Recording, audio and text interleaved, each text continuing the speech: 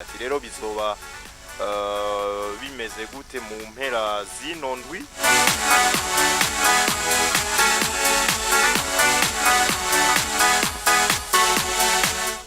Mu mpera zino ndwi uraza kubona yuko ku munsi w'ejo hategekanyije no urukino rumwe nako ntabwo ari urukino rumwe. Ku munsi w'ejo harategekanyije inkino nka hari anye imakamba ari no urukino rutegekanyije hagati ya ekipe ya mbere ya Aigle Noir no ekipe ya Aigle Noir.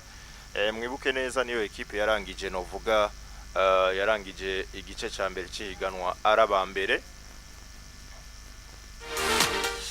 Rero bazoba bari mu kibuga bakira Burundi Sport Dynamique. Birumvikana mbega bizogenda gute hagati no vuga ya Aigle Noir na Burundi Sport Dynamique. Azoba ari igice isaha 9:45 bazokina match yabo no vuga akazuba kariko kararenga gatoyi usanga ariko bahisemwo bivanye nuko aribo bakira ari kibuga cyabo barihitiramwe amasaha. Rero saa 9:45 Aigle Noir bazokwakira ekipe ya Burundi Sport Dynamique kuva hani Bujumbura. Ama ku ruhande rundi ni Moso Sugar hari anye mu ntara ya Gitega. Ino ekipe yo kuva mu ntara ya Rutana bakirira mu ntara ya Gitega. Moso Sugar bazokwakira Burundi Sport Dynamique nako bazokwakira Bumamuru Murantunga bazokwakira Bumamuru kuva mu ntara ya Cibitoki. Kurundi ruhande kuri stade Urunani hari inkino zibiri ku munsi w'ejo. Kuri stade Urunani hari match zibiri ku munsi w'ejo i Buganda.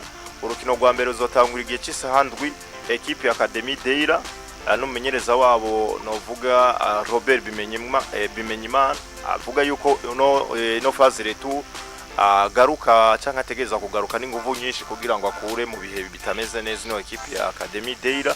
Boba bazoba ariko baragerageza kwakira ekipe ya Rukinzo Football Club. Hama igihe cy'isaha 9:45 kuri ico kibuga nyene urundi rukino ruhategekanje ni rukino rwa RB Amasipiri bazohakira ekipe ya Olympique Star. Hama izindi nkino ni ku munsi w'Imana hariya mu Kayanza ku munsi w'Imana igatwaro ni Kayanza United bazohakira Message Ngozi. Hama mu gisagara ca Ngozi kuri stade Urukundo Ngozi City bazohakira Musonga TFC. Hama Flambeau du Centre hariya kuri stade Ngoma ni mu ntara ya Gitega bahakirire ekipe ya Vision 2026. Match novuga kumbure batari bake barindirangishika ni match ya Vitaro hari i Buganda ku munsi w'Imana bakira ekipe ya Interstar. Iyi ni derby ni derby yo mu gisagara ca Bujumbura. Jo bundi bakina urukino rwa Fazare ekipe ya Interstar ya Mutombora batsinze ekipe ya Vitaro hari haize igihe kinini cyane gose Interstar yatsinda Vitaro. Mbega ino phase retour kurande rwa Vitaro biteguye gute kugira ngo novuga basurize mu ndumane ekipe ya Interstar kugira ngo bevite canke bagwanye gusubira gutsindwa kandi na Interstar mu gihe aribo bafise kino gikombe bitwa ko bahagaze neza gusomba Interstar niko twivuga. Mbega bimeze gute muri Vitaro match rero Vitaro bakubitirwa canke bahamagarirwa no kuvuga kugerageza kuraba yuko bo tahukana amanota 3 ariko biragoye kubera iki ni Vitaro ubona ko hari ya Kesi Jordan nta kimenyetso kigaragaza yuko azokina ruriya rukino kumbure ku munsi w'Imana. Amaze igihe kinini cyane gose ari mu mvune ariko kandi Interstar ugiye kuraba nimwe mu ekipe bamaze kugira ako gahibo ko bati kubera iki twoguma twemera Vitaro kwidutsinda. Hari uburyo bamaze kuyorganiza neza ku buryo gutsindwa na Vitaro batopfa kuvyemera gutyo nyene nko mu myaka ingahi iheze. Kuri match rero ya Interstar na Vitaro ku munsi w'Imana ugiye kuraba ikimenyetso gihari nuko Interstar ishobora kuzikihagarara ko nkuko babikoze mu rukino rw'ibanze. Ariko nimba Interstar yozigakura amanota 6 imbere ya Vitaro yo biri kwiratanga ubutumwa kuri Vitaro nyabuna igihe cyo muza mukadutsinda cyararangiye, ati niki n'igihe cyacu mwemere mutangure mutsinzwe na twebwe, ko biri kose nuko twoca tubifata. Ariko vy'ukuri Vitaro nayo irahamagarirwa no vuga kuzika kisubirako ikazigatsinda Vitaro, kuko nibo bafise kino gikombe, nibo kumbure no vuga bamaze ibihe byinshi bari mu bamaze igihe kinini bari mu bihe byiza par rapport ya Interstar. Rero birasabwa yuko babigaragaza ntibemere gutsindwa, no vuga inshuro zibiri zose nino ekipe ya Interstar ubona ko uko biri kose mutombora ariko ragerageza kuyitegura neza cyangwa kuyubaka neza. Reka turindire turabe ku munsi w'Imana, ariko nitwo reka kugaruka no vuga kuri derby yahariya mu ntara zo mu buraruko bw'igihugu, ni Kayanza United na Messager Ngozi. Ni match no vuga abantu bo mu ntara zo hagati hariya mu buraruko bahurumbira cyane. Ugiye kuraba intara zibiri Kayanza na Messager Ngozi, ariko uko biri kose Kayanza United ni ekipe iyo isanze muhira irabangama cyane. Ariko kuri Messager Ngozi tubona yarangije fazare imeze neza par rapport ya Kayanza United, nakaryo keza ko guhura hakiri kare nino ekipe ya Kayanza United, hama bakagerageza kwikura kwa manota kugira ngo bizere kubandanya no vuga bari mu bihe vyiza. Nuko rero no kurindira tukaraba bega bizogenda gute hagati no vuga ino ekipe iyi migwi ibiri yo mu ntara zo mu buraruko bw'igihugu. Ni match igiye guhuza ekipe ya Ngozi City, match igiye guhuza ekipe no vuga ya Ngozi City hamwe nino ekipe ya Musongati. Musongati ugiye kuraba ni ekipe no vuga nziza, ni ekipe nziza Musongati. Ugiye kuraba no kuri classement, ni Musongati barangije fazare bari muri Big 4. Musongati barangije igice cya mbere bari muri Big 4 n'amanota yabo agera kuri 10 nako agera kuri 28. Uko biri kose rero kuri Musongati nivyo baragize fopa muri fazare, ino ekipe ntiyaboroheye namba, kuko ugiye kuraba ekipe ya ndakumenyeshe ko muri kwari Gitega kuri match ya y'urukino rwa mbere nivyo Musongati baratsinze Ngozi City 2-0.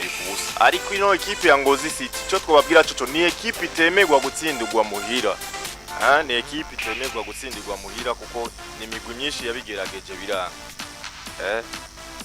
imigwi myinshi yarabigerageje biranka. Bahereye kuri derby Ngozi batsinda Messager Ngozi ejo wundi ibitsindo 3 byose kubusa. Ino Ngozi City bari muhira barahanganije na Bumamuru 2 ku bindi. Wumva ino ekipe donc ni ekipe ubona ko avec le recrutement wanashima ino kino gice cyakabicigano bagize zigiye no kubafasha. Ni Ngozi City yazanye witwa Placide Itimana yaciye muri za Kayanza United ndetse n'izindi ekipe. Ni Ngozi City by'ukuri kuri Messager nako kuri Musongati bavi Gitega bafunze umukanda neza, bavi Gitega ku munsi w'Imana bafunze nako nivyo azo bari ku munsi w'Imana bafunze umukanda neza. Handi ho ino ekipe shobora kubahagarika muri fazare hari ya rukino rw'ibanze hari Gitega bayitwaye neza, ariko ino match nta garanti hari yuko Musongati botsinda ekipe ya Messager ngo nako ya Ngozi City hari anye kuri stade Urukundo byoroshe no kubirindira byose. Hari anye bababwiye uko ekipe ya Aigle Noir des Fighters, bababwiye ko Aigle Noir des Fighters ari ya mbere n'amanota 33 bazokwakira ekipe iri ku muryango wo kwinjira novuga mu murongo utukura ariyo ekipe yande ya Burundi Sport Dynamique. Ni novuga ekipe ya Burundi Sport Dynamique yo kuraba ntiyitwaye neza muri fazare wapi ugiye no kuraba no mu nkino zitanu baheruka gukina muri Primus League banganje urukino rumwe gonye n'izindi zose barazitsindwa. Ino ekipe ya Jumaine ni ekipe ubona ko by'ukuri kwitwara neza biriko bigenda bibagora. Urukino rw'ibanze hariya anyi Buganda bari inanase bahagarika Aigle Noir baranganye ubusa ku bundi ariko by'ukuri kuri no ekipe ya Aigle Noir bagiye kwiruka cyane gose novuga n'iyindi migwi cyane muri kino gice cya kabiri cy'ihiganwa kugira barabe yuko botahukana rino higanwa.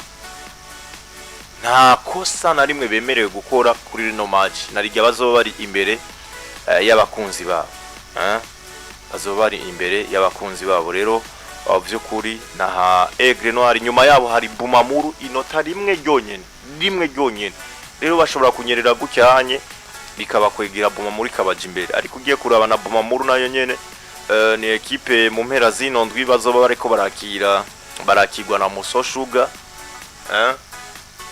apare yuko bazoba bagize déplacement bagenda Igitega uko biri kose Muso Sugar nivyo. Muso Sugar ni ekipe ino fazare tour nabo bategeza kuzana uvuga bagize ibyo bahindura kugira ngo ntibashikigwe ni kibazo cyo gukoroka icicaro kuko ugiye kuraba kugeza no mwanya bari mu kibanza nako mu kibanza ca 15 umurongo utukura n'amanota 7 kugira ngo bawuvemwo ekipe ya Dynamique iri imbere yabo amanota 2 yonyene yo iri mu kibanza ca 13. Rero hatagize igikogwa kuri Muso Sugar hakiri kare bakemera ko Bumamuru batsinda wanashima ni nayo mahigwe menshi. Bumamuru bafite amahigwe menshi yo kugenda Igitega bakahatsindira Muso Sugar ariko bagakora iryo kosa Muso Sugar biraza kuba novuga bigiye kuba bigora kuko si novuga intango nziza kuri migwi mwene yinye itegeza kugira ikikoze kugira ngo ive muri uno murongo utukura hakiri kare. Nuko rero no kurindira twaraba mbega ino ekipe ya Muso Sugar bagiye kubandanya bakora gute, bagiye kwikura muri no bibazo gute, byose no kubirabira hamwe hama tukaraba ukungene bigenda. Kurundi ruhande ni ekipe ya RRB Amasipiri nabo nyene ifisi ibibazo byo gukoroka icicaro. Ekipe ya Amasipiri bari mu kibazo gikomeye nibo bahereza hariya anye bafise amanota 6 yonyene amanota 6 nivyo imbere yabo hari Muso Sugar ibasumba inota rimwe na nyene murongo utukura na Deira amanota 2 nayo nyene murongo utukura hama amanota 3 bayasumbwa na Dynamique bari ku muryango w'umurongo utukura. Rero kuri RB Amasipiri nabo nyene ni kibazo gidasanzwe kuko bagiye guhura na ekipe by'ukuri ijyana ekipe ya Olympic Star yarangije neza. Olympic Star apare novuga y'urukino batsinzwe na Aigle Noir gwari gwikirarane ariko Aigle Noir mu kurangiza baje gutsinda Dira ibitsindo bigira kuri 3 kubusa muravyibuka neza. Rero kuri Olympic Star bari mu kibanza c'8 baraza kuza novuga bagerageza guprofiti no ekipe iri mu bibazo y'Amasipiri RP Amasipiri mu gihe batoza bagize ico bahindura nabo nyene ekipe ya Amasipiri baraza kuba novuga batoroherwa imbere y'ino ekipe ya Olympic Star. N'urukino ruzobera ni match igiye kubera hariya anye i Buganda hazoba ari ku munsi w'ejo yace saha 9:45 ariko twababwiye imbere y'uru rukino ni Academy Day bazobanza kwakira ino ekipe ya Rukinzo. Mwumva ingene ino migwi itanguye novuga ku bibaruwa cyangwa ku bigwi bikomakomeye bifise ivyo biko biragenda biharanira cyane mu kuva no mu ntango z'iki gice cya mbere. Deira nayo ni ekipe iri mu kibanza kitabishemeye iri mu kibanza ca 14 igiye kwambikana na Rukinzo.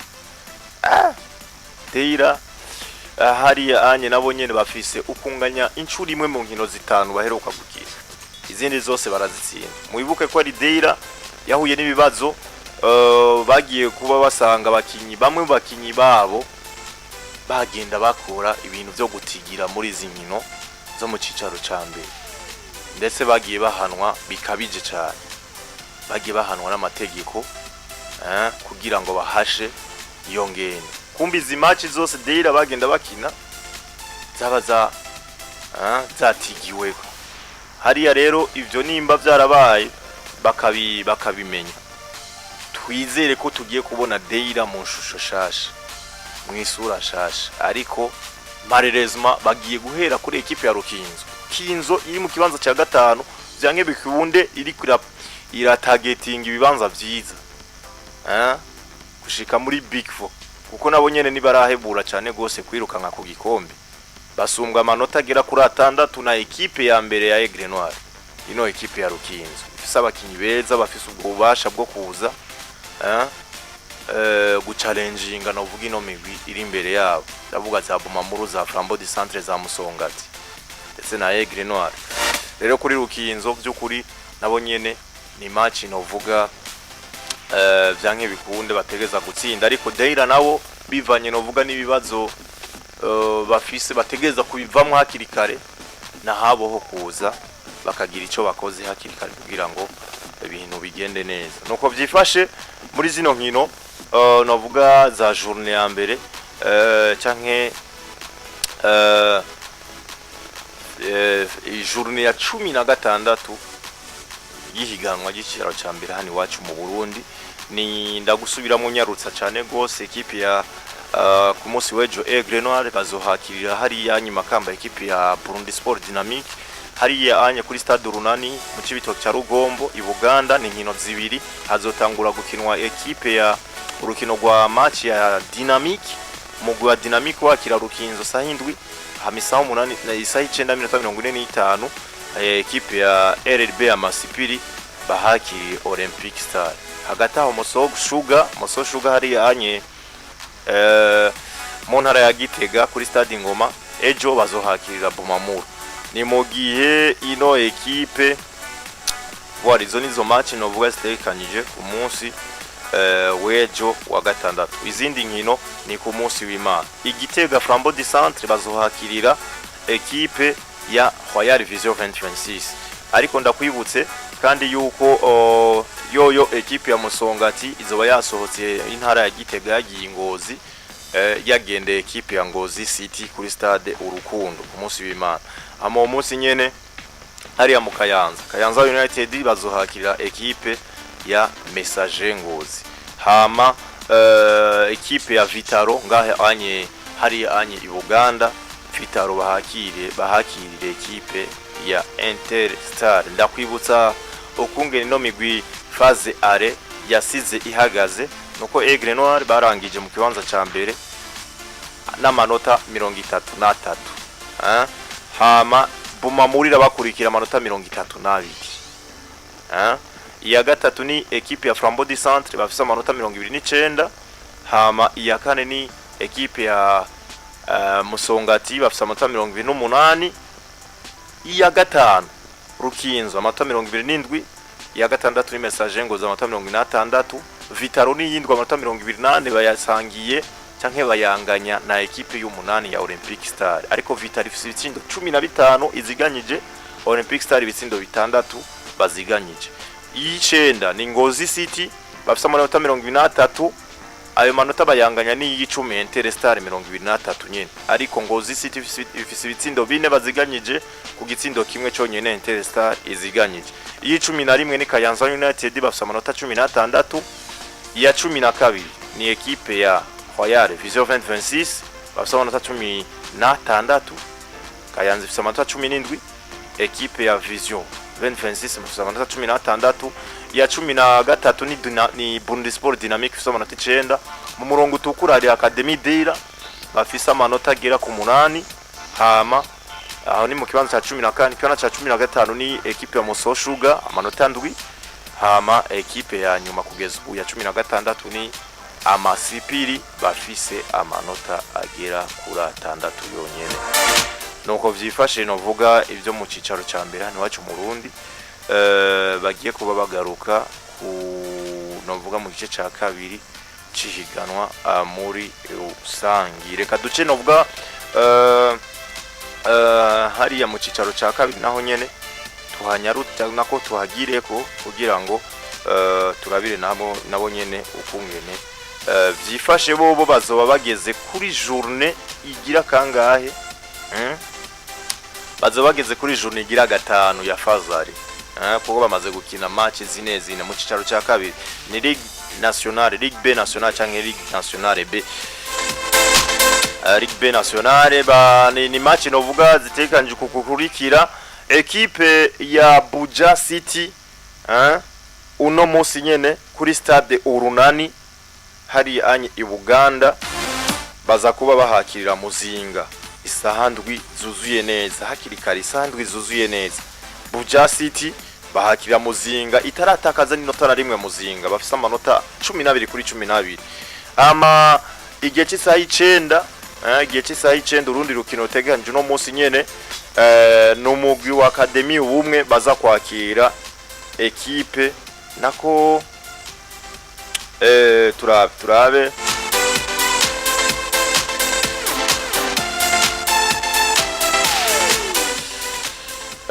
no munsi hari anyico tubona cyo n'urukino rumwe gonyene ni Buja City baza kwakira Muzinga isahandwi mugabo match za gutangura hakiri kare isahandwi hama izindi match ni ku munsi wejo hari anye nako ngaha kuri Centre Technique National ejo kuri Centre Technique National isaha 9 ekipe ya Academy ubumwe bazohakirira ekipe ya Tel Aviv FC hama kuri stade Nkunziza Peace Park Complex hari anye muri mu ntara ya Makamba ni ntara yagutse ya Burunga niko bayita isahandwi zuzuye neza ekipe ya yitwa Green FC ekipe yitwa Green FC bazohakira ekipe yitwa Kizuka Mandarine FC sahandwi mu rundi rukino ruzoca rukurikira isaha 9 ngaho nyene kuri Nkunziza Peace Park Complex ekipe ya nakoni turabe murabizi neza turabe hariya isahandwi nivyo hazotangura Green FC bakine na Kizuka Mandarine kuri Nkunziza Peace Park Complex hamisa 9 na 45 murazi ko Aigle Noir bazoca bakira ekipe ya Dynamique mu cicaro ca mbere niyo mpamvu Aigle Noir match yabo bashize isaha 9:45 kuko hazobera match zibiri ejo hariya anyi Makamba kuri Nkurunziza hazotangura Academy nako hazotangura Green bakire Kizuka Mandarine ama Aigle Noir garuke saa 9:45 hama kuri Nkurunziza nako nga kuri Centre Technique National ejo hari inkino hari novuga urukino turabe ekipe ya Relier zo kwakira Musongati Academy ejo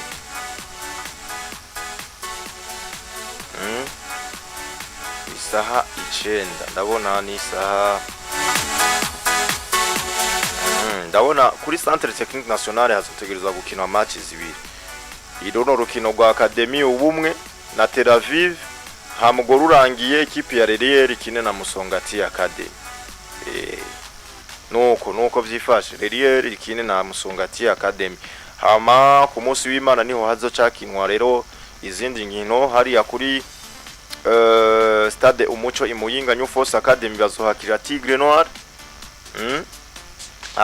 kuri stade Nkurunziza Peace Park Complex Imakamba Panther Noir bahakirira ekipe ya Garage Express hama hano i Bujumbura hakinwe match zibiri kuri Centre Technique National urukino rwa mbere sahandwi ku munsi w'Imana ruzohura Legends Athletic bakirire Gepier hama isaha 9:45 ekipe ya Magara Young Boys bace bakira Africa Sport aho nyene kuri Centre Technique National. Muri rusangi nuko bizoba vyifashe novuga mu cicaro ca kabiri mu cicaro ca kabiri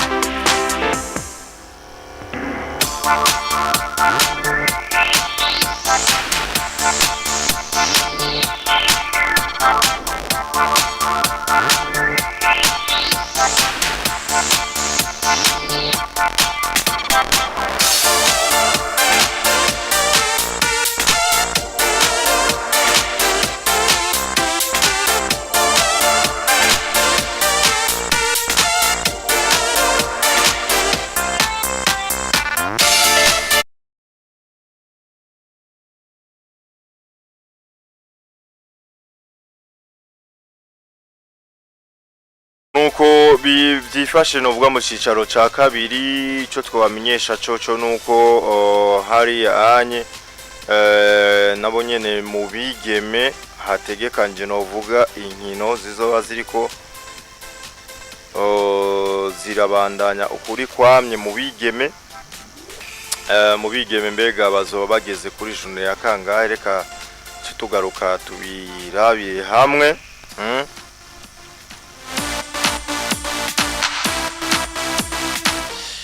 Mu bigeme ico twababwira coco igice ca mbere cihiganwa cararangiye.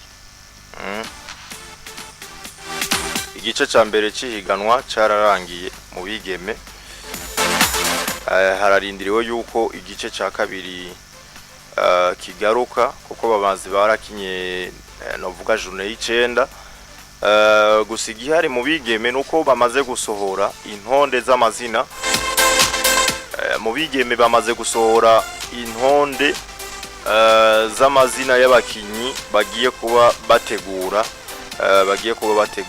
inkino za CAN y'abigeme ya 2026. CAN y'abigeme ya 2026 ni preselection mbona hano bamaze kuba basohora ukuri kwami, aho basaba novuga imigwi ihurikiyemwe abakinyi bagiye baratumwa ko yuko yokorohereza abo bakinyi. Uno munsi novuga igenekerezo rya 17 yuko bazoba bashitse kuri Centre Technique National. Bazoba bashitse kuri Centre Technique National mu igihe cy'isaha 9 neza na neza zuzuye neza kugira ngo batangure novuga batangure imyimenyerezo, kuko ni match zo gutegura canke zo kurondera itike yo gukina yo kuja muri CAN ya 2026 mu bigeme, aho hitezwe novuga canke aho hateganje inkino zigera kuri zibiri. Hano ndabona ni nurukino novuga intamba mu rugamba z'abigeme bazotegeza gukina na Burkina Faso.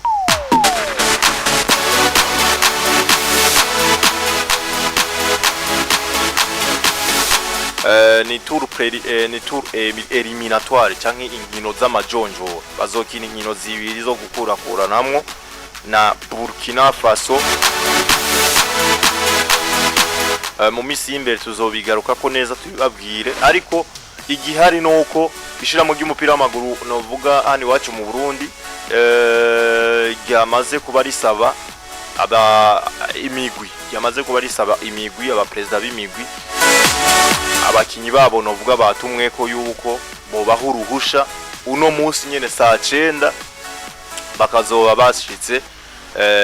bashitse novuga hajya anye kuri Centre Technique National kugira ngo bategure novuga zino match zibiri inamba mu rugamba z'abigeme bazokina na Burkina Faso mu ntumbero yo kurondera itike yo kuja muri CAN ya 2020 na gatandatu. Rero igihari nuko twogaruka novuga kuri aya mazina y'abakinyi novuga bagiye baratumwako kugira ngo bazobe bashitse saa 9 hajyanye kuri Centre Technique National uno munsi nyene nuko abanyegori bagera kuri bane bose urumva ni rutonde rw'abakinyi bagera kuri 31 hazocagugwamwe canke bazotogwamwe abakinyi bagera kuri 23 kugira ngo baje gukina izo nkino ni preselection birumvikana. Rero abanyegori ni bane, iyo hari witwa Inarukundo Amisa asamira ekipe ya Police hari anye mu gihugu cy'u Rwanda. Uyundi munyegori yatumwe ko ni witwa Umuregwa Ariela asamira ekipe ya Top Girls Academy barizwa mu kicano novuga mu kibanza ca mbere kugeza ino saha tuvugana. Uyundi munyegori ni Manirakiza Solange asanzwe asamira ekipe ya La Colombe FC ndetse na mugenzi we basamana muri La Colombe FC yitwa Nshimirimana Clelia. Hama mu bakinyi b'inyuma hari uwitwa Nshimirimana Anosiate akira asanzwe asamira nako asanzwe akinira inyuma, asanzwe ari umukinyi w'inyuma wa Fontaine Gate hari ya muri Tanzania. Hari umukinyi yitwa Kaze Angelique wa Rayon Sport gihugu cy'u Rwanda. Hari umukinyi yitwa Akimana Eveline asanzwe akina muri La Colombe FC ndetse n'uwitwa Habonimana Esperance akina muri Police mu gihugu cy'u Rwanda. Bukuru Rachel akina muri Top Girls Academy yo ngaha anyi wacu iri mu kibanza ca mbere kugeza no barangije faza badatakaje. Hama uwitwa Gakiza Gloris asanzwe akina muri Buja Queens. Uwitwa Rumuri Adolphine asanzwe akina muri Bugesera mu gihugu cy'u Rwanda. Suzanne Zilfa akina muri Fontaine Gate mu gihugu cya Tanzania. Uwimana Khaisa n'umukinyi wa Top Girls Academy. Hamisi Saidi Abeda akina muri La Colombe FC. Malimba Hasinta Edgardi n'umukinyi wa Top Girls Academy ndetse n'uwitwa Nahimana Nasra akina muri Top Girls Academy. Abo n'abakinyi b'inyuma. Hamabo hagati witwa Irakoze Happy witwa Tunda Joyce akina muri Forever yo mu gihugu cy'u Rwanda. Kanyamuneza Erika akina muri Police yo mu gihugu cy'u Rwanda bamutazira Mbappe. Asha Jafar akina muri Simba Queens yo mu gihugu cya Tanzania. Uyu ni kenshi yaba ari kapiteni w'umugwi. Niyo Mwungere Peace Glory niyo Mwungere Peace Olga n'umukinyi wa AS Kigali mu gihugu cy'u Rwanda. Witwa Bukuru Joel nawe arimwe mu rutonde. Witwa Majura Josephine akina muri Bon Avenir. Witwa Gakima Esther nawe akina muri La Colombe FC. Abasatirizi niyo Nkuru Sandrine akina muri FC Masari FC Masari mu gihugu cya Misiri. Witwa Uyimana Ariela nawe arimwo. Hamaro witwa Anzoyikorera Rahai Loy akina muri Top Girls Academy. Witwa Akimana Chanceline akina muri Police FC. Ineza Bora n'umusatirizi wa Top Girls Academy. Bizimana Rukia asanzwe akina muri Rayon Sport, mwakweze mwamubonye muri PVP Buyenza afasha PVP Buyenza gutahukana igikombe. Witwa Vyizigiro Bella nawe akina muri La Colombe FC. Abatumwe ko canka abamenyereza bazofasha gutegura ino ekipe uno mu guserukira igihugu wabigeme. Umumenyereza mukuru n'uwitwa Niyungeko Ale Olivier batazira Mutombora. Uyu murabizi yuko ari we yatwaye ino ekipe novuga abigeme hari yanyi muri Sekafa. Bitwara neza. icegera ciwe ni Inazwe Belize, hama umumenyereza w'abanyegoli no witwa Ndoreraho Belinda, ndetse umumenyereza asanzwe novuga ajejwe kumenyereza ibijanye n'ivy'inguvu, préparateur physique, bamwita Aziza Rajab. Abo ni bamenyereza bagiye kuba baba hafi ino equipe bayitegura kugira ngo bikunde baze bagende muri Burkina Faso bahagaze neza, bafise novuga ubwo bushobozi bwo kwitwara neza. Tubifuriza amahirwe, twizera neza yuko bizogenda neza. Hari kandi novuga twagiyemo yabigeme yabere muri Maroc. So bwa mbere ino equipe ya Serukira gihugiye muri kane baramaze kuyijamwo. Rero uko novuga batweretse ko babishoboye, ko bafise ubwo bushobozi, nuko n'ububuye tegeza kubagirira icizere. Uyu munsi nyene baraza gushika hari anye muri local, hama batangura imimenyerezo. Uko biri kose twizere yuko bizogenda neza.